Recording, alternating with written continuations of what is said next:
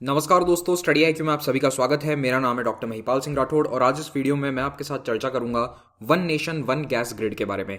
हम जानेंगे कि भारत में जो गैस का ग्रिड है यानी गैस पाइपलाइंस हैं, उसका जाल किस तरह से बिछ रहा है, उसकी क्या इंपॉर्टेंस है, कौन सी नई पाइपलाइंस हैं जो सरकार ने पिछले कुछ महीनों में घोषित करी हैं। ये सब इन्फॉर्मेशन आने वाले कुछ महीनों में जितने भी एग्जाम्स हैं जहाँ करंट अफेयर्स पूछे जाते हैं वहाँ पर आपके लिए बहुत ही लाभदायक रहेगी। साथ ही साथ जो आईएएस एग्ज़ाम का मेंस देने जा रहे हैं उनको खास करके गैस इंफ्रास्ट्रक्चर के बारे में डिटेल में पढ़ना चाहिए, तो वहाँ पर भी ये वीडियो आपके लिए फ़ायदेमंद होगा। अगर आप इस प्रकार के करंट अफेयर्स बेस्ड वीडियोस को कभी भी मिस नहीं करना चाहते तो चैनल को सब्सक्राइब ज़रूर करें और बेल आइकन भी दबाएं। अगर आप मुझसे सोशल मीडिया पर जुड़ना चाहते हैं तो ट्विटर, फेसबुक या इंस्टाग्राम पर मुझे महिपाल राठौड़ हैंडल पर फॉलो कर सकते हैं और इसी नाम से आपको मेरा टेलीग्राम चैनल मिलेगा जहाँ पर मेरे वीडियोज़ के पीडीएफ मैं अपलोड कर देता हूँ। जो स्टूडेंट्स आईएएस 2021 की तैयारी कर रहे हैं उनके लिए स्टडी आईक्यू एक स्मार्ट कोर्स लेकर आया है जो अब मोबाइल के साथ साथ लैपटॉप या कंप्यूटर स्क्रीन्स पर भी आप अवेल कर सकते हैं। बड़ी स्क्रीन पर देख सकते हैं, छोटी स्क्रीन पर, जहां पर भी आप चाहें आपकी सहूलियत के अनुसार। तो आपको studyIQ.com वेबसाइट विजिट करनी है या फिर study I Q app download करके इस कोर्स को अवेल करना है। इस कोर्स पर ईएमआई ऑप्शंस भी अवेलेबल हैं। फरवरी 2020 में यूनियन गवर्नमेंट ने बजट के दौरान ये घोषणा करी थी कि भारत का जो नेचुरल गैस पाइपलाइन नेटवर्क है उसको एक्सपांड किया जाएगा और इसी प्रकार की प्लेज को अक्टूबर 2020 में इंडिया एनर्जी फोरम में फिर से दोहराया गया। गवर्नमेंट ने कहा है कि जो नेशनल गैस ग्रिड है उसको 34,500 किलोमीटर तक बढ़ाया जाएगा, 34,500 किलोमीटर्स। इस वक्त ये 17,500 किलोमीटर का है, यानी कि ऑलमोस्ट डबल कर दिया जाएगा इसे। इस एक्सपांशन प्लान के तहत सरकार ने कुछ नई पाइपलाइंस को अनाउंस किया है जिनके बारे में आपको थोड़ा डिटेल में बताऊंगा आने वाले कुछ मिनट में। और इस पूरे प्लान में यानी 17,000 किलोमीटर के नए पाइपलाइन नेटवर्क में $60 बिलियन का इन्वेस्टमेंट होगा। तो ये काफ़ी बड़ा प्रोजेक्ट है और सरकार भी इसको काफ़ी ज़ोर शोर से प्रमोट कर रही है और करना भी चाहिए। बहुत ही अच्छा प्रोजेक्ट है। इससे गैस का जो यूटिलाइजेशन है वो देश में डेफिनेटली बढ़ेगा। और केवल इंफ्रास्ट्रक्चर नहीं बढ़ाया जा रहा बल्कि प्राइसिंग रिफॉर्म्स भी लाए गए हैं जिसके तहत गैस की प्राइसिंग में कुछ बदलाव किए जाएंगे। नेचुरल गैस होती क्या है और इसके फायदे क्या हैं ये आपको मालूम होना चाहिए। नेचुरल गैस मोस्टली CH4 होती है, मीथेन होती है, मोस्टली नहीं मेनली मीथेन होती है और उसके साथ कुछ जगहों पर आपको छुटपुट अमाउंट में दूसरी गैसेस भी मिल जाती हैं बट मोस्टली इट्स मीथेन। और ये सबसे क्लीनेस्ट फॉसिल फ्यूल माना जाता है, कारण क्योंकि जब मीथेन का कंबशन होता है तो हमें क्या मिलता है, CO2 प्लस H2O यानी कि पानी और कार्बन डाइऑक्साइड। अब इसको बैलेंस कर लेना, बैलेंसिंग मैंने नहीं कर रखी है। अब पानी और CO2 जब निकलता है यानी कि काफ़ी क्लीन है, इसमें कोई भी सल्फर या नाइट्रस ऑक्साइड्स नहीं निकलते हैं, तो इस और कार्बन मोनोऑक्साइड नहीं निकलता है सबसे बड़ी बात। तो ये काफ़ी क्लीन फॉसिल फ्यूल है, इसीलिए इसका इस्तेमाल काफ़ी सेफ है और एनवायरमेंट के लिए भी अच्छा है। नेचुरल गैस का सबसे बड़ा जो इस्तेमाल इस वक्त होता है हमारे देश में या दुनिया में वो होता है फर्टिलाइजर बनाने में। फर्टिलाइजर, प्लास्टिक्स और कई इंडस्ट्रीज हैं जहां पर इसको डायरेक्टली इस्तेमाल किया जाता है। कई ऑर्गेनिक केमिकल्स को बनाने में इसका इस्तेमाल होता है और कई देशों में इससे इलेक्ट्रिसिटी भी डायरेक्टली जनरेट होती है। भारत में भी होती है लेकिन इतने बड़े स्तर पर नहीं होती है, परसेंटेज वाइज अभी काफ़ी कम है। कई देशों में जहां पर नेचुरल गैस बहुत मिलती है वो लोग इलेक्ट्रिसिटी अपनी डायरेक्टली इसी से जनरेट करते हैं। जैसे भारत में मोस्टली अभी कोल बेस्ड है लेकिन कई देशों में गैस बेस्ड है। नेचुरल गैस का इस्तेमाल खाने बनाने के लिए भी होता है, डोमेस्टिक। अब इसको आप LPG से कंफ्यूज मत कर जाना। जो हमारे भारत में घरों में इस्तेमाल होते हैं लाल सिलेंडर, वो क्या होता है, LPG, लिक्विफाइड पेट्रोलियम गैस। उसमें क्या होती है, प्रोपेन या ब्यूटेन होती है वो मोस्टली, ये नहीं होती है, मीथेन नहीं होता उसके अंदर। और दोनों अलग हैं, केमिकली दोनों गैसेस अलग है, लेकिन कई जगहों पर नेचुरल गैस का इस्तेमाल कुकिंग पर्पसेस के लिए भी होता है या फिर व्हीकल्स के ट्रांसपोर्टेशन फ्यूल के रूप में भी होता है। भारत में नेचुरल गैस का अगर आप कंजम्पशन देखेंगे तो जो सरकारी आंकड़े हैं 2018-19 के, उसमें अगर आप देखें तो सबसे ज़्यादा इस्तेमाल कहाँ पर हो रहा है, इंडस्ट्री में। स्टील, पेट्रोकेमिकल, रिफाइनरी, यहाँ पे ये गैस इस्तेमाल करी जाती है as a source of energy या फिर एज रॉ मटेरियल। और जैसे फर्टिलाइजर इंडस्ट्री है, यहाँ पर ये रॉ मटेरियल के रूप में इस्तेमाल करी जाती है। तो सबसे बड़े यूजेस इसके ये हैं। अब ये 48% नहीं है, याद रखना, ये है MMSCMD, that is million metric standard cubic metre per day. इसमें ये सारे आंकड़े हैं। तो टोटल 148 MMSCMD की खपत है भारत में, जिसमें सबसे बड़े जो सेक्टर्स हैं वो हैं इंडस्ट्रीज, उसके बाद सेकंड नंबर पर है फर्टिलाइजर, थर्ड नंबर पर है पावर सेक्टर यानी कि बिजली का उत्पादन, और चौथे नंबर पर आता है सिटी गैस डिस्ट्रीब्यूशन। तो सिटी गैस में अभी इतनी इसकी यूजेज भारत में नहीं है, मोस्टली अभी हम एलपीजी सिलेंडर्स पर ही रिलाय करते हैं। लेकिन जैसे जैसे पाइप्ड गैस लोगों के घरों तक पहुंचेगी वैसे वैसे नेचुरल गैस का इस्तेमाल बढ़ सकता है। अब इस ग्रिड की, one nation one gas grid की आवश्यकता क्यों है? देखो, आप सभी जानते होंगे कि भारत दुनिया में सबसे बड़े ग्रीन हाउस एमिटर्स में से एक है। यूएस चाइना के बाद हम तीसरे नंबर पे आते हैं और हमारा टारगेट ये है पेरिस एग्रीमेंट के अनुसार कि हम जल्द से जल्द इस ग्रीन हाउस गैस एमिशन को कम करें। और कम करने के लिए अब ऐसा तो है नहीं कि हम डायरेक्टली सब कुछ सोलर पे ले जा सकते हैं कि कोई प्रदूषण ना हो। तो ऐसे में आने वाले कुछ दशकों के लिए, 1 या 2 दशक के लिए, हमें एक ट्रांजिशन फ्यूल चाहिए। यानी कि अल्टीमेटली हमारी कोशिश है कि सब कुछ क्लीन एनर्जी पे चला जाए, हो सके तो सब कुछ सोलर पर रन करे। लेकिन वहां तक पहुंचने से पहले हमें एक ट्रांजिशन फ्यूल चाहिए।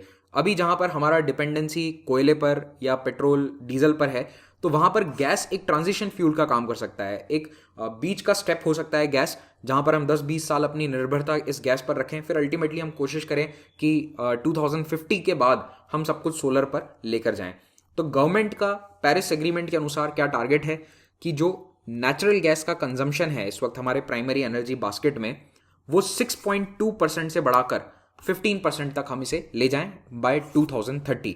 यानी अभी जहां गैस की खपत पूरे देश के एनर्जी में 6.2% है, इसको बढ़ाकर हमें करना है 15%, ताकि हम पेरिस एग्रीमेंट के टारगेट्स को पूरा कर पाएं।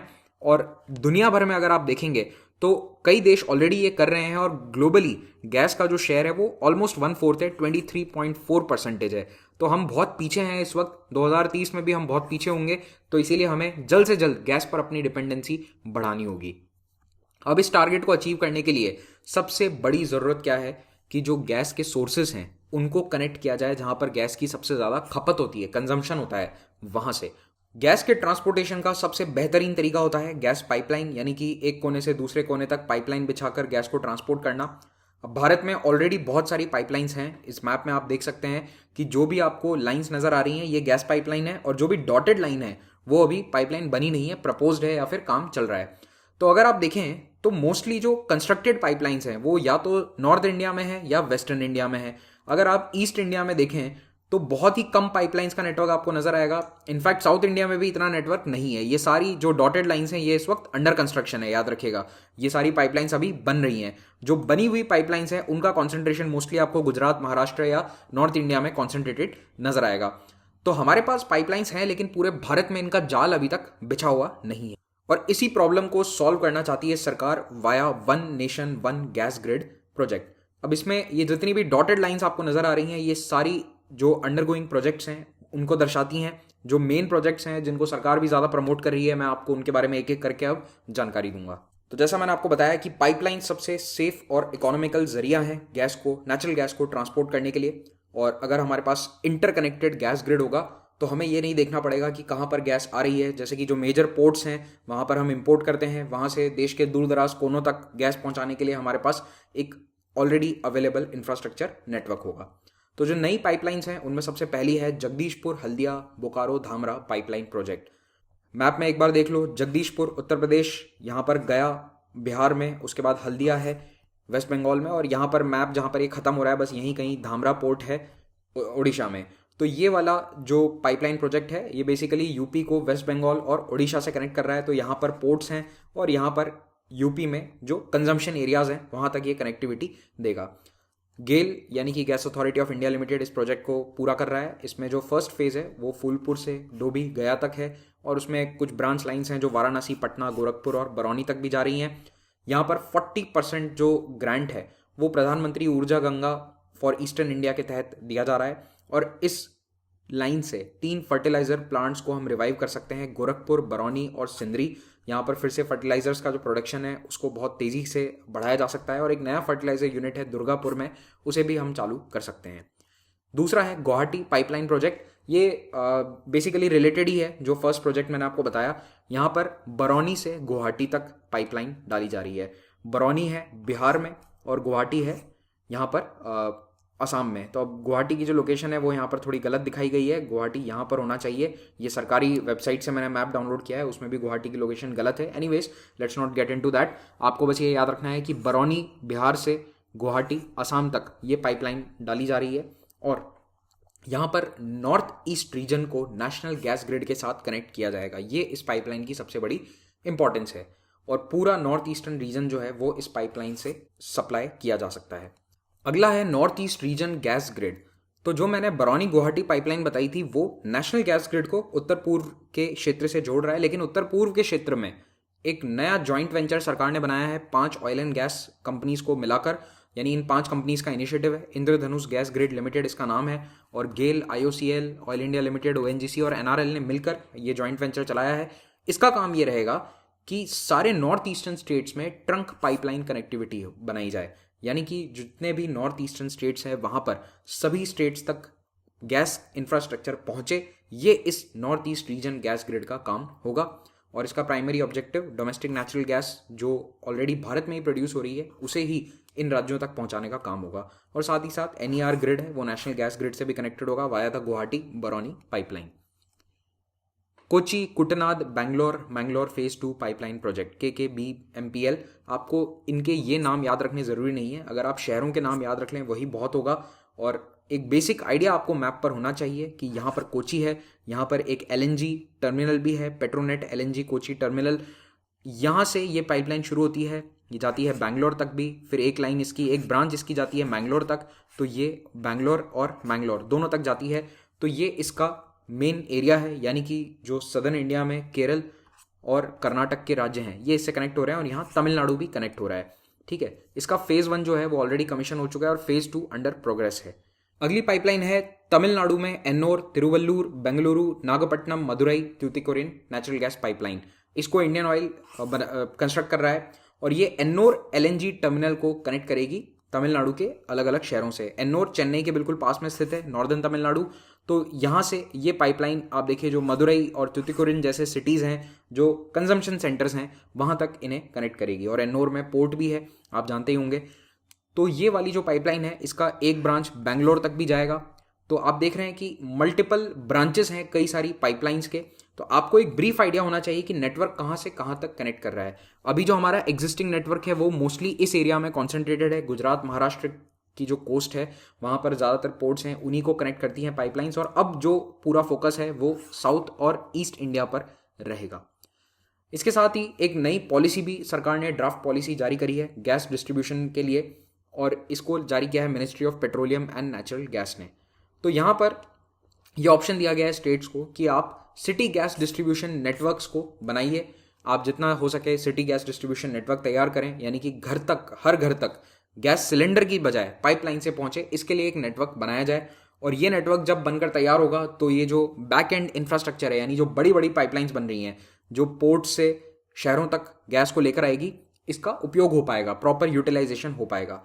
और इसमें रोड टैक्स कम करे जाएंगे, वैट कम करा जाएगा और गैस ड्रिवन व्हीकल्स पे सब्सिडीज एट्सेट्रा भी दी जाएंगी। तो इससे ईज ऑफ डूइंग बिजनेस बढ़ेगा। इस नई पॉलिसी के तहत अब जो प्रोड्यूसर्स हैं, गैस प्रोड्यूसर्स हैं या फिर गैस डिस्ट्रीब्यूटर्स हैं, इनको ये फ्रीडम होगी कि ये मार्केट प्राइस तय कर सकें।